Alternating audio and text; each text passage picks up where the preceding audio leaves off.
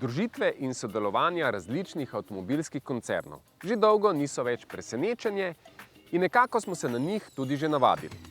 Redki so namreč zdaj avtomobili oziroma avtomobilske znamke, ki še vztrajajo na svojem, delajo zgolj s svojo pametjo in svojo delovno silo.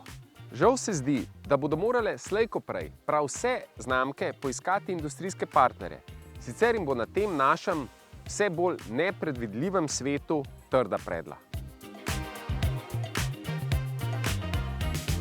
Pri Fiatu so se združevanja lotili že dolgo nazaj. Ne z zavezo Stellantis. Pred skoraj natanko 10 leti so si ideje, znanje in avtomobilske rešitve razdelili s Chryslerjem.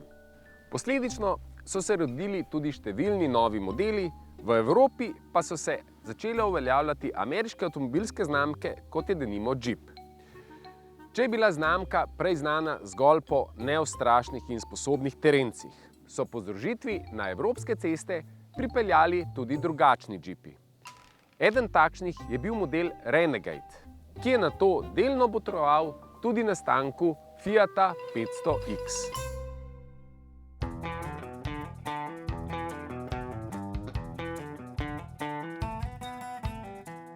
Logično je namreč, da ko zaveza predstavi avtomobilsko platformo, nanjo postavi čim več različnih modelov.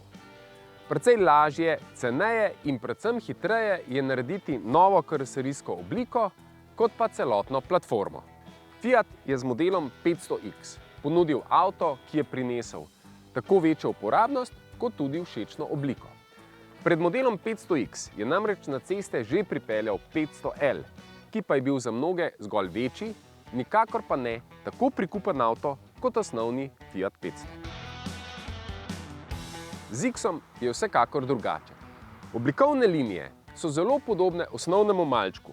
Zdi se, da so osnovnega 500 zgolj napihnili in zato se X ponaša z izstopajočimi boki, večjim prednjim delom in z večjimi steklenimi površinami in navsezadnje s 5 vrati.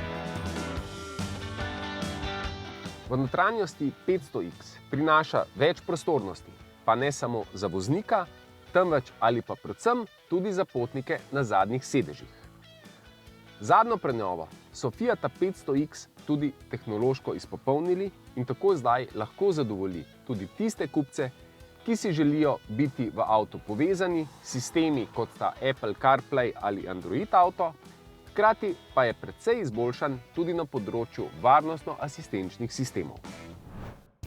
Pod motornim pokrovom je bil v tem Fiatu 500X litrski turbobencinski motor. Motor izhaja še iz tistih časov, ko je bilo zmanjševanje prostornin nekakšna nuja.